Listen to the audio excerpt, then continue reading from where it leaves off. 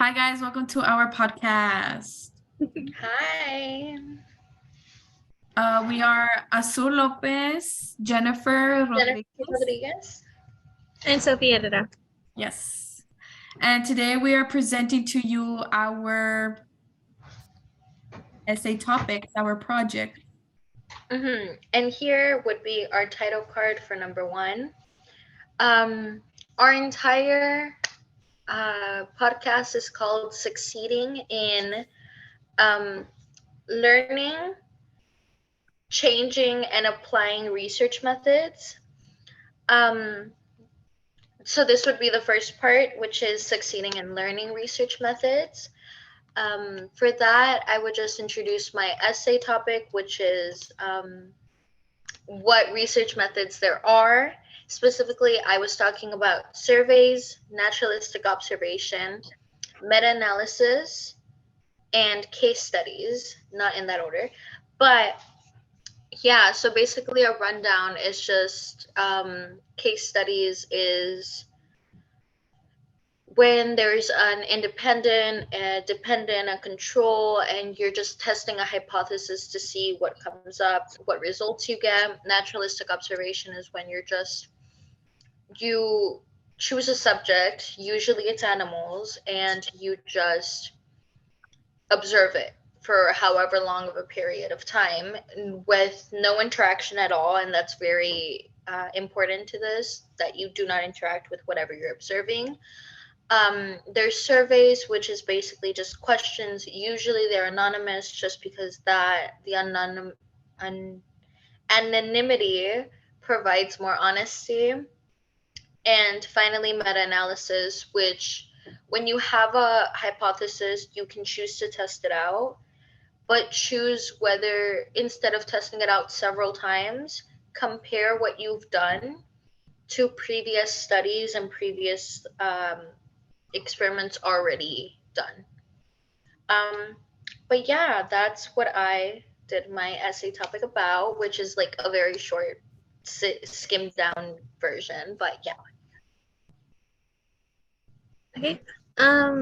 My research paper basically talks about how a person's upbringing can affect how a person will regulate themselves for their impulsivity in the future and how it can affect them.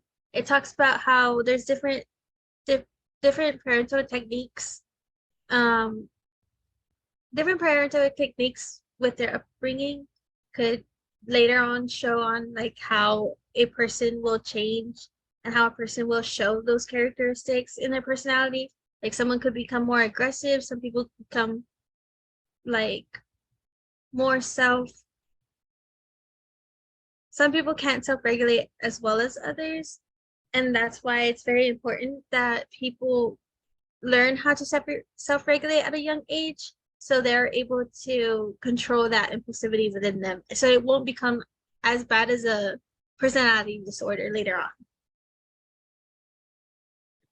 Okay, so following that, my essay, the main topic is finding research methods that can be used to improve practices for social work, but this can also pertain to psychology.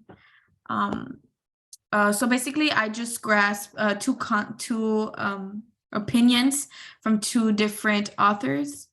So in this first article, I got one opinion, which is that there is very little one-to-one interaction with people in the social work community. So this author is basically saying like there should be more work in the community, more work at one-to-one, like a social work student can be shadowing a social work major. I also have another opinion from another author that says that universities should actually invest in students being more involved again with the community, more involved with organizations. And yeah, basically what I'm just trying to infer is that there's many different ways that we can that social work majors can improve their practice and improve their education.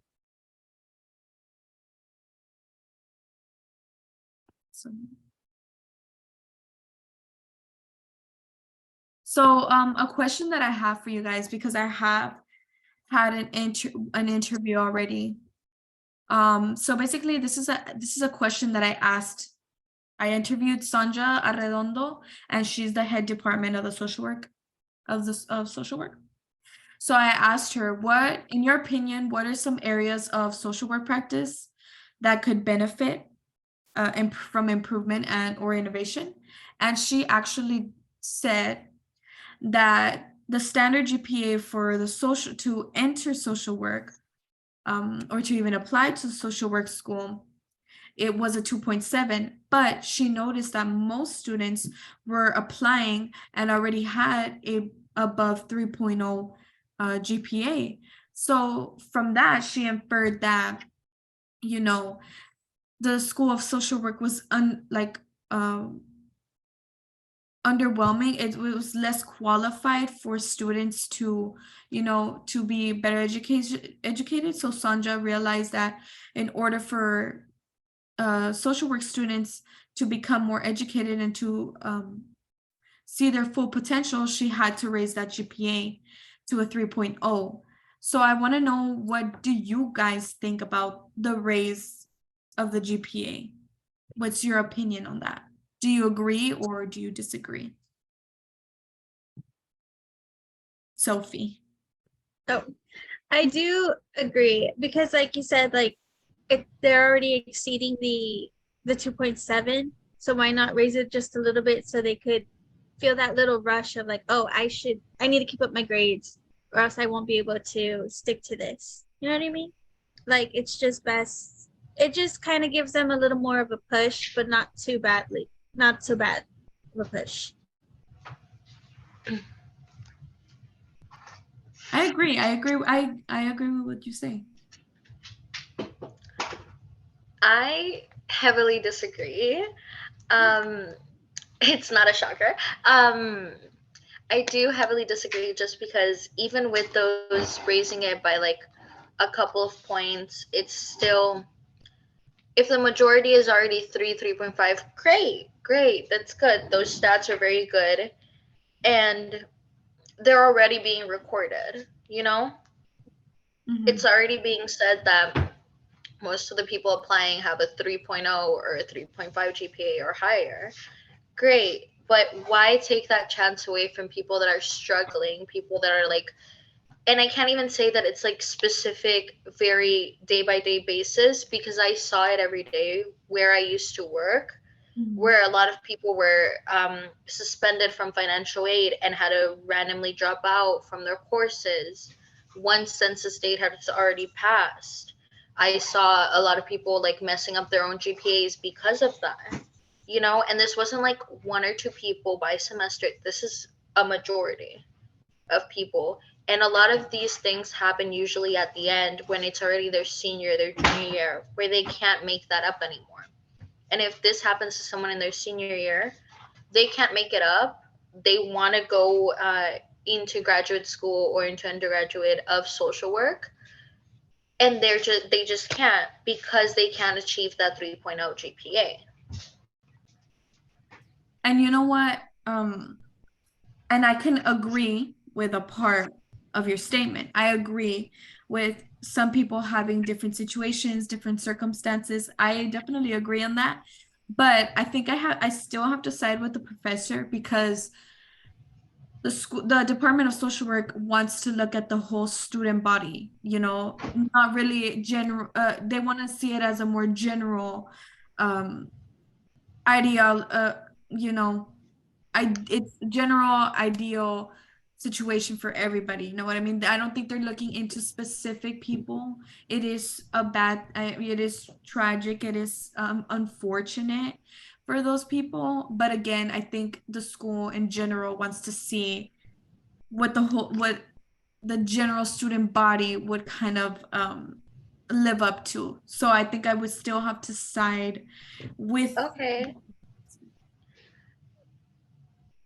That's all great, but is there anything that the professor or you think that anybody should be doing to think about the also another good majority of people that are fail to live up to those expectations?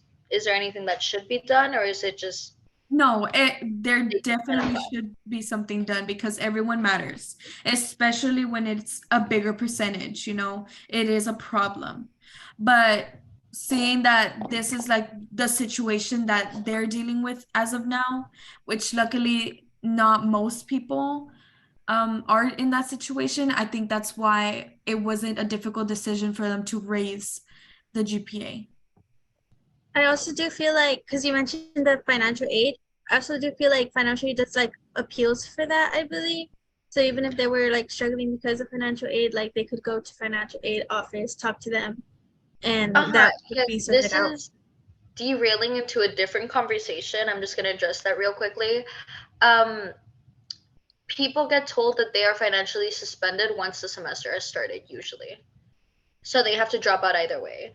And then they have to do the appeals process while they're dropped out.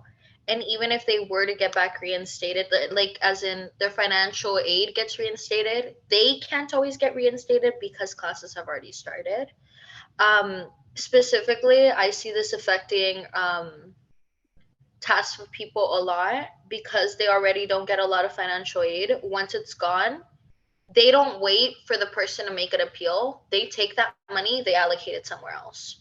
When it comes to Pell Grant and when it comes to those things, maybe you have a chance, but for anybody else receiving anything, they allocate those resources elsewhere. From the Texas grant to like all of these other grants, they're immediately reallocated.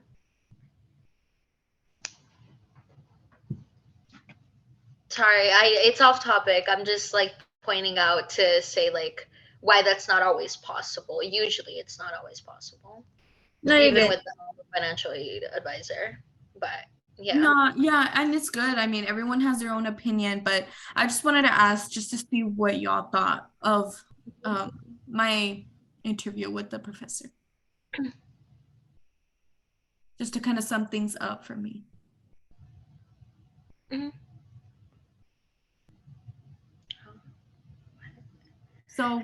So what would y'all like? What would Jennifer? What would you ask me and Sophie? Oh, okay. So you said that specifically Azul, I want to, because we're already focusing on your essay topic, you said that, so you want to like raise interaction between people, between like social work, right? Actually going into the field, correct? Okay, my question would be what interaction already exists? Like, it's not enough, I get it, but what is already happening or what isn't happening? Well, what is happening is there are social work employees already going into the school and actually teaching them certain different situations. But what isn't happening is that there isn't enough, or not even at all, actually like taking the class, the social work class, and taking them to like, let's say, a hospital or a CPS situation. They should be able to shadow social workers to get a full on experience so they won't be like once they graduate, they won't be like a deer looking at some headlights, they'll know what they're gonna, You're in the headlights. I don't know how to say it. Sorry. They'll know what they're going up with. At least they'll have like some type of experience. And I think that's something that should be happening, but isn't happening. Okay. Okay. Mhm. Um, okay, I'll give it away to Sophie. Is there anything? No, I don't have anything. Okay. Well, that concludes. That was really my only question. Well, pertaining to your essay, hmm Oh, okay. like Sophie, like you're talking about parental issues. I don't know if you have any questions about that. Oh, like Me for you guys or specifically? her? Yeah, like Sophie to us.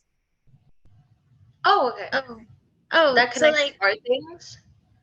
do you do you guys feel like the way your parents raised you either made things worse for you, or do you think it made it better? Like, do you think they were able to teach you well, or did they do it worse? Okay, I'm gonna get it out of the way just because I don't think my mother had it easy. I don't think she raised me as well as she wanted to. I No, also yeah. don't think it's her fault. We've had several conversations on this, and she's told me that I can talk about it.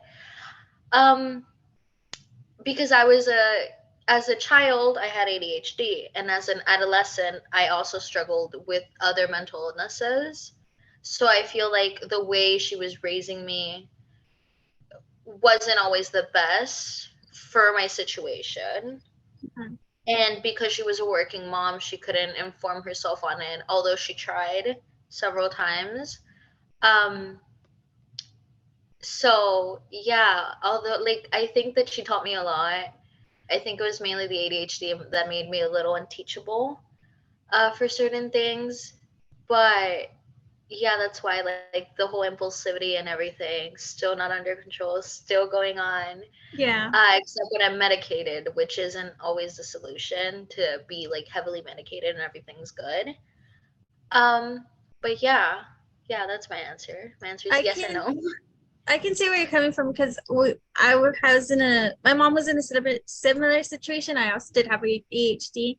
I feel like what's not talked about enough is probably that no one teaches or there's no handbook to teach parents like how to handle children with these disorders. You know what I mean? Like there's nothing to tell them like, hey, instead of this, maybe try this, because everyone expects these like children to all kind of be the same, to be taught the same way and expect the same results. And I just feel like that's one big thing when you have a child with ADHD. Like, what can I do? You have to switch it really like Yeah, differently. and what I don't like is this is a little off topic, but just relating it to my experience where when she did try to get informed, it was when ADD and ADHD were now one umbrella term. They Mhm. weren't separate. So a lot of the things that she accidentally read were things on ADD, which is very different. ADD is very strict. You can find solutions for that. It won't like heal you or anything like that.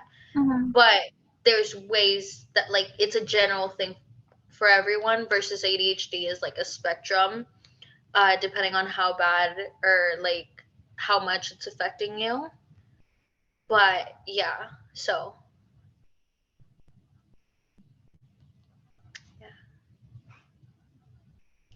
I think in my situation, my parents, I mean, again, it's very unfortunate that you all had to go through that. It really is. And I'm sorry for that. And my case, my parents actually taught me how to be very patient and very understanding towards people. I think my mom she's very, very, very kind and very optimistic and very open with people. And her patience really, like, I grew up realizing that everybody is different and everybody needs a special type of attention, special type of treatment, no matter how you see it. So I think in my childhood, I grew up to be more patient, more understanding of people. I would say so. I'm very open, and do I will say that I think it was because my parents are very like that. They are open with um, feelings, thoughts, etc. So yeah. That's why I'm more of a calm and collected person now. I would say because of my childhood, not because of like the way I grew up like in school with my friends, more so because of how my parents themselves carried themselves and also taught me.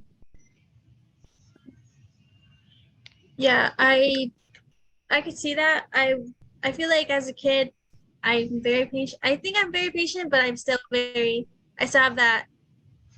tendency to also interrupt people when they talk or talk over someone when I get too excited. But I feel like that's just because my ADHD. But I also feel like I am patient with other people just because I was always very self-aware of how I am and like who I am, because my siblings also had it, so I had to be patient with them and they had to be patient with me. So it's just like this constant, like we have to learn to live together and learn to grow with each other and be patient with each other. Yeah. Going off of that, I wanted to ask, like, Sophie, since this is your part of the essay that we're focusing on, um, what do you think helps with the self-regulation? Like, what parenting styles, or like what can be bettered when helping for like the regulation of impulsivity? I know a lot of people call it gentle parenting right now, but I believe it's Ooh, called, okay. that's what they call it. Like I heard that's what they call it that on TikTok, but it has this It has a certain stereotype right now in the community. yeah, and like people like disagree with it. A lot of people disagree with it because of how they grew up. But I believe it was, I get confused with the both of them. I believe it's authoritarian is the correct term. Oh, That's the correct term, where you basically like, instead of like disciplining your child by yelling at them or telling me like, hey, like no, like, because I know it's a no because I said so. You have to like kind of guide them like, hey, I'm saying no because this can happen, this is dangerous type of thing. And like basically just helping them understand, like you want to talk to them like they're an adult, because not all kids like are gonna understand. I know not all kids are not gonna understand, but at a they certain just, age they do. you want to communicate, like just having relationships where like communication is key with your child. It's also very key to communicate always, because then they'll understand where you're coming from. And I feel like that's why it's important to like talk to them. And I feel like it could help with impulsivity because there's not a lot of research in it, but I feel like that is one of the key factors to start. Okay. Yeah, I think it's very like controversial to say gentle parenting, Yeah. just because Yeah. that has a certain view in the parental community right now, or just in general. Um, Not to get political, but I do notice that like a lot of people that like say back in the good old days, or like Like I used to the get hit as a snowflakes of child. nowadays, like yeah, and like let's say the word snowflakes, things like that, it's like, oh, they're usually up against things like that. And Mm-hmm. also further from that, like that's one side of like the misinterpretation of gentle parenting, but I feel like another different side is like the fact that I've seen the videos of like the children running around, dropping everything, like literally See, throwing this is tantrums. where And the mom is just like, oh, and then like a worker will come up to them and be like, can you tell them to stop? Can you tell them, like, Oh, at an airline, whatever, they're like kicking a seat, they're like, can you tell them not to? And they're like, oh, we don't like to use the word no. You know, yeah, okay. things like that. It's also confuses gentle parenting, even though like it isn't. this is where Yeah. I want to come in. Okay, This is go where ahead. I genuinely disagree with gentle parenting, but I do not agree with abusing your child. I think there has to be a certain point where it's like, okay, yes, we have to learn these keywords like no, thank you, please, and all that. But if the child starts misbehaving, I think there has to be some consequence to that. Like on TikTok, we see a lot of people, it says we're running out of time. Okay, No. yeah, it's fine. It's fine. We have Continue. nine, we have 9 minutes. Hmm. I see a lot of people on We'll wrap TikTok it up.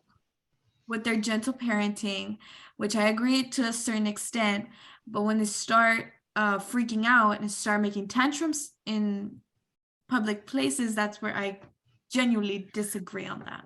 I could definitely put input into this. I know a lot of people will confuse gentle parenting with like, oh, I Letting let your my kid walk all child over do you. whatever. Yeah, no, That Yeah, parenting is that's what I was permissive. talking about. Sorry, real quick. Go ahead. I just want to say what I was talking about were two different spectrums of what gentle parenting isn't.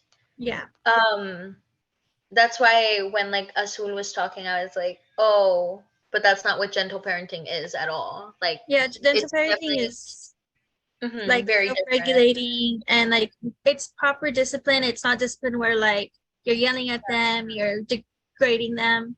That would be a different parenting, and Honestly, permissive would be the one you're talking about where you're letting your child do whatever they want and like you don't say no to them. That's permissive.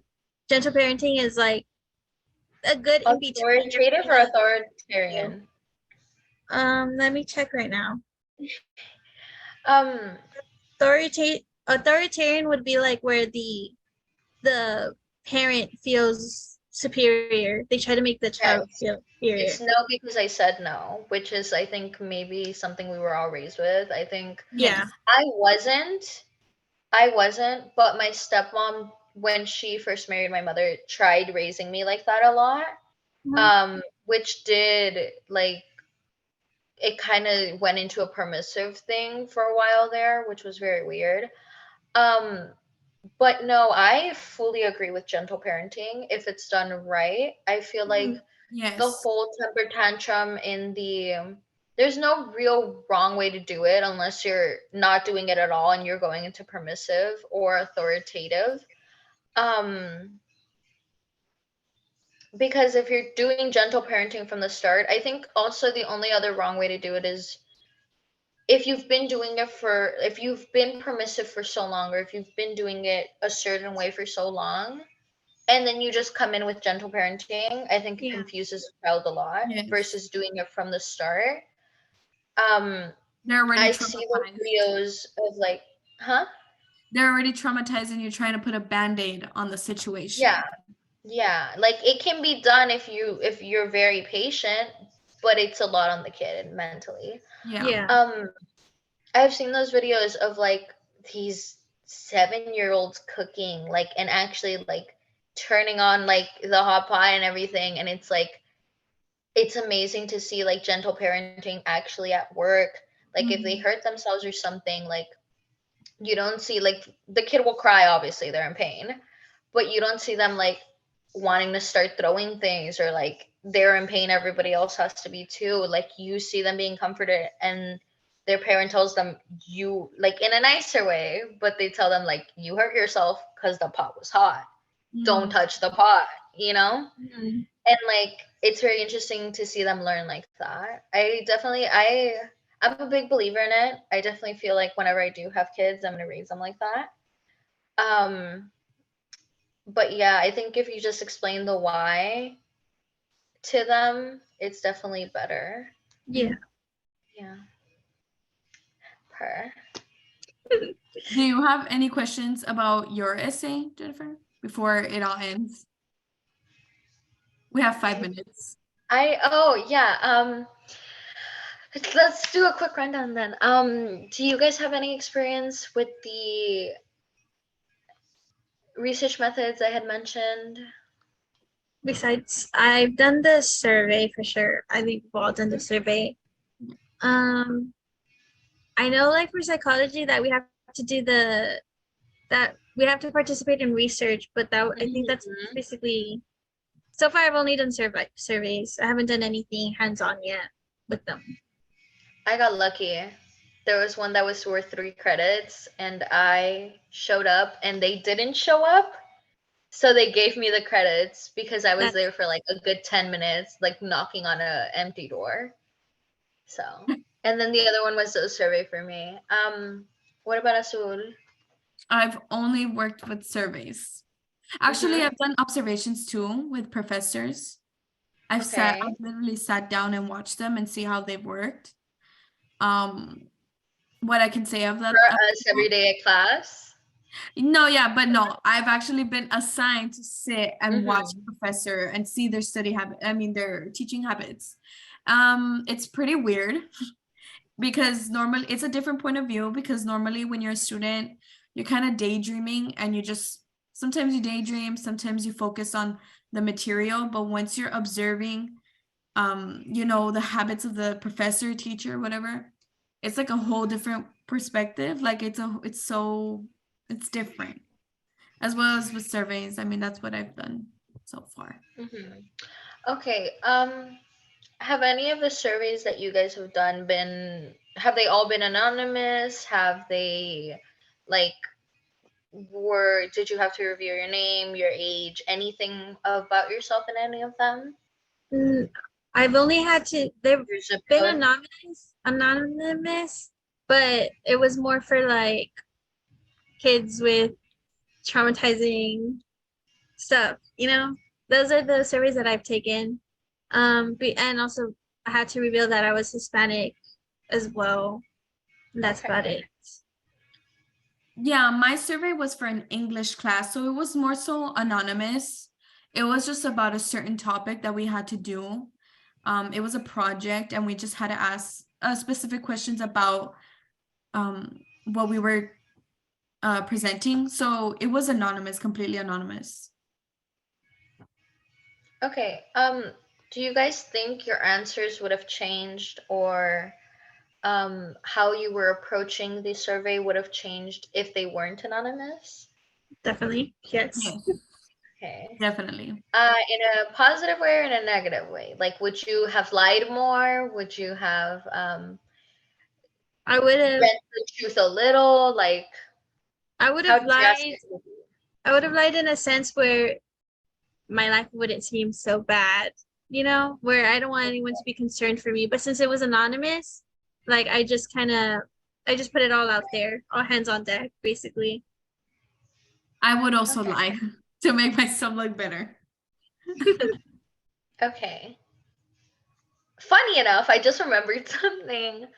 I guess this does count as a survey, but for my psychiatrist, I don't know if you guys been to one, but you have to, like, right in front of a nurse, right? Like, not they're looking at you dead in the eye, but like right near them, you have to put, like, have you had any thoughts of killing yourself? Have you Oh, had any thoughts of, like, harming yourself or others? Things like that. Um, like, how harmful have your thoughts been? Like, and these are like professional questions where you have to, like, on a scale of 1 to 10, or like very not likely, things like that. I mhm. definitely can say that I've lied before on those, because, like, they knew who it was, and I'll have, Mhm. like, a nurse call me 30 minutes before my appointment and ask me these questions instead of me filling it out, which is 10 times worse for me. I'm like, oh, I'm definitely not going to tell you the truth, Oh Yeah. yeah. which isn't great. I know that I'm revealing, like, a lot of things that, like, I shouldn't, in, like, the way of, like, I'm definitely slowing down my own medical progression, but I'm fine now. But No, yeah, yeah. definitely. I think the last time I had my therapist, she had made me like answer these questions, and I lied on all of them. So like they were just like, "Are you sure you're diagnosed correctly?" Because they thought Um, I was fine, and I'm like, "I am. I'm good." I lied so hard, and I never saw her again. okay, Her, guys, I feel like that's where it matters a lot. we Just, have oh, a right. couple seconds. Yeah, Okay. sorry. The good thing is, my last thoughts are just, this was our first draft. We will definitely have something more put together in the future. This was just an introduction to what we're doing. I think this is really Um, good. and this has been fun. I'm Yeah. Jennifer Rodriguez, signing off. Azul Lopez signing off.